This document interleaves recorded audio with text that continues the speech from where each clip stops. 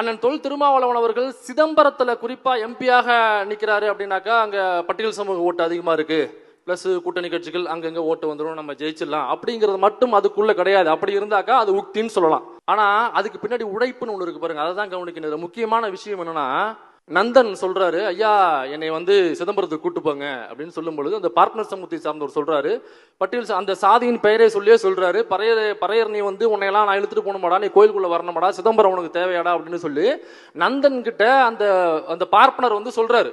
அதே சிதம்பரத்துல அதே கோயிலுக்குள்ள அண்ணன் தொல் திருமாவளவன் அவர்களுக்கு மணிமகுடம் சூட்டப்படுது.